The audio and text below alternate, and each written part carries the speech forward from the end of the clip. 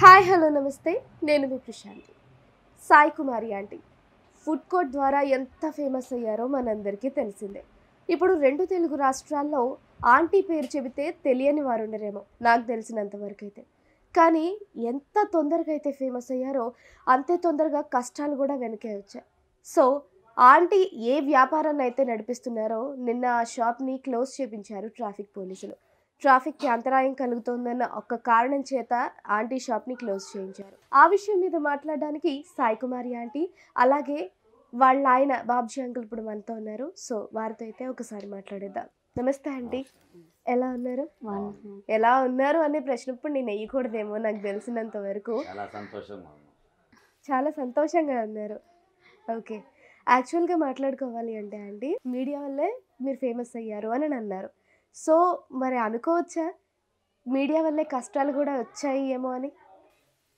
అంటే దీని గురించి అయితే మాకు పెద్దగా తెలీదు. అంటే ఇది ఎట్లా ఏం జరుగుతుంది అనేది మాకైతే తెలీదు. అంత ఇది అనేది దీంట్లో లోతు ఎంత ఇది అనేది మనకు తెలీదు.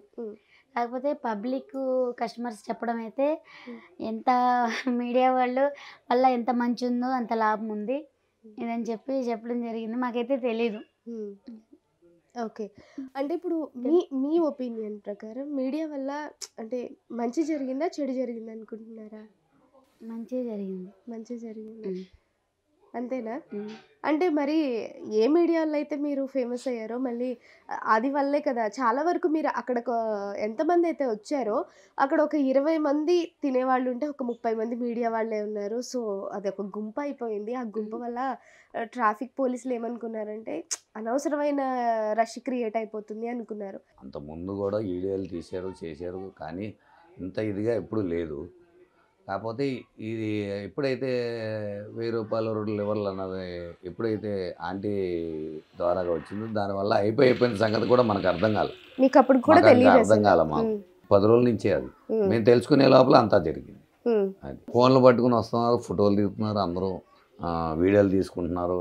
అది దేనికనేది మాకు అర్థమయ్యే లోపల అన్నీ అయిపోయింది. అది అంటే మీరు ఎప్పుడు చెప్పలేదా వాళ్ళకి ట్రాఫిక్ ఇష్యూ అయిపోతుంది?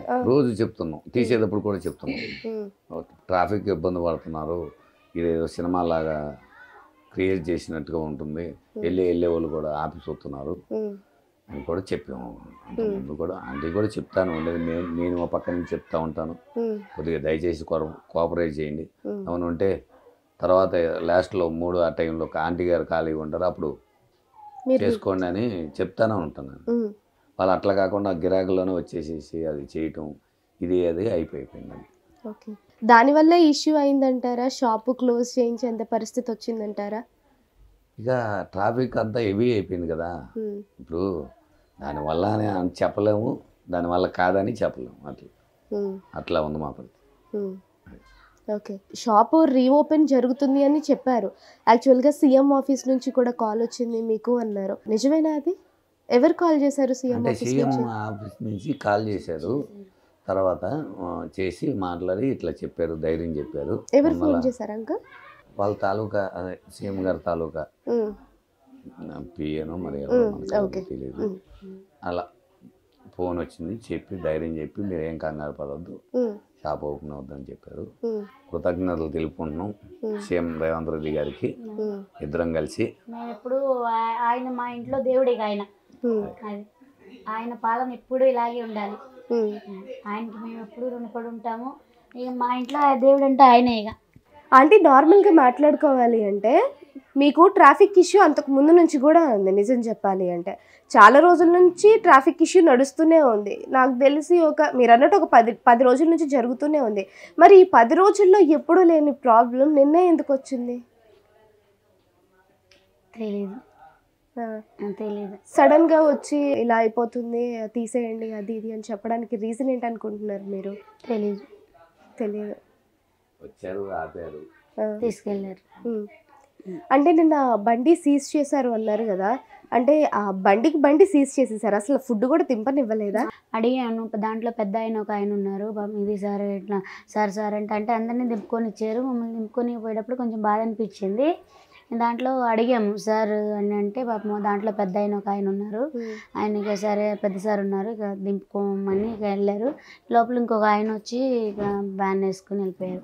ఒక అన్నం గిన్నె ఒకటి దింపాము, అన్నం గిన్నె ఇంకేంటిది చికెన్ ఫ్రై డబ్బాను మామూలు కర్రీ డబ్బా ఒకటి దింపాము అంతే. అంత సడన్గా అంత నిర్ణయం ఎందుకు తీసుకోవాల్సి వచ్చింది? తెలీదు.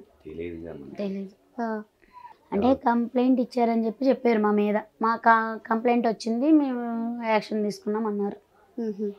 ఓకే. మీ అబ్బాయిని కూడా కొట్టడం జరిగింది అన్నారు. అంటే అది ఉన్న కొద్దిగా తోయటం అనేది జరిగిందట. తొయ్యడం అనేది జరిగింది, కొట్టడం అనేది జరగలేదు. అంటే ఇట్లా తోయటం ఏం కాదండి, పర్లేదు మాట్లాడండి. చెప్తాం కదా, ఏం లేవు కానీ కొద్దిగా ఆ మూమెంట్ లో కొద్దిగా వాళ్ళకి కూడా తలకాయ నొప్పి ఉండి ర్యాష్ గా కొద్దిగా తోసారు అంతే. అంటే నార్మల్గా మీరు ఫుడ్ కోర్ట్ ద్వారా చాలా మందికి ఫేమస్. ఈ మధ్య కాలంలో చాలా మంది స్టార్స్ వచ్చారు, చాలా మంది మీ ఫుడ్ని టేస్ట్ చేయడానికి కూడా వచ్చారు. సో ఈ ఇన్సిడెంట్ జరిగిన తర్వాత ఎవరైనా మీకు సపోర్ట్గా ఫోన్ చేయడం కానీ, లేకపోతే మెసేజ్ చేయడం కానీ, లేకపోతే ధైర్యం చెప్పడం కానీ, సపోర్ట్ ఇవ్వడం కానీ ఎవరైనా చేశారా? ఇండస్ట్రీ నుంచి కావచ్చు, లేకపోతే ప్రభుత్వం నుంచి కావచ్చు. ప్రభుత్వం నుంచి సీఎం రేవంత్ రెడ్డి సారు అంటే అది దాంట్లో పెట్టారు ఫోన్లో ఉంది. ఇంకా వాళ్ళ ఉంటారు కదా, వాళ్ళు కూడా ఫోన్ చేసి నేను చెప్పారు మీరు భయపడొద్దు, ఇష్టం లేదా మామూలుగా ఓపెన్ అవుతుంది, మీరు భయపడొద్దు అని చెప్పారు.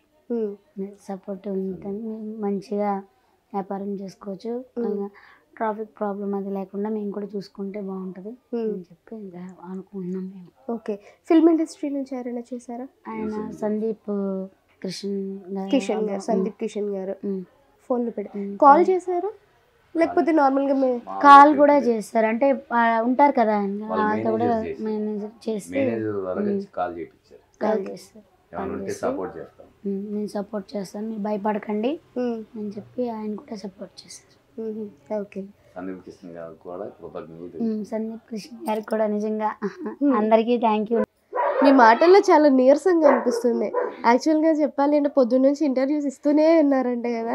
నిన్నటి నుంచి ఫుడ్ లేదు అసలు, నిన్న మార్నింగ్ కూడా తినడానికి టైం సరిపోలే నాకు. నిన్న అంటే ఇట్లా మీ ఛానల్ వాళ్ళు వస్తున్నారు కదా మార్నింగ్ టైం కూడా, ఇంకెట్లా తోటి అసలు నిన్న తినలేదు, నిన్న మొత్తమాన్ని తినలేదు.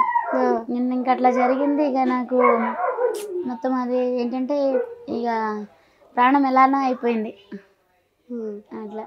కానీ కస్టమర్స్ బాగా ధైర్యం చెప్పారు, నీకు ఆంటీ భయపడొద్దు, నువ్వు ఇంకా రాముడు వచ్చాడు, రామరాజ్యం వచ్చింది, రామరాజ్యంలో అన్యాయం అనేది జరగదు, నీకు ఎప్పుడు దేవుడు తోడుంటాడు అని చెప్పి నిన్న నా కస్టమర్స్ అందరూ కూడా జై శ్రీరామ్ జై శ్రీరామ్ అని కూడా అక్కడ అరిచారు నా హోటల్ దగ్గర.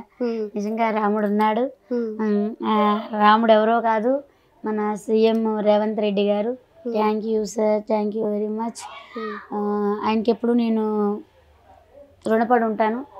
ఆయన ఎప్పుడు మా ఇంట్లో ఇక దేవుడు, మా దేవుడు అంటే ఇక ఆయనే, ప్రజలందరూ దేవుడు కూడా. మనందరికీ కూడా నిజంగా అలాంటి నాయకులు ఉన్నందుకు మనం ఎంతో అదృష్టం చేసుకుని ఉన్నాం. ఇలాంటి ఇది వచ్చినందుకు నిజంగా అంటే చాలా చాలా థ్యాంక్స్. ఓకే.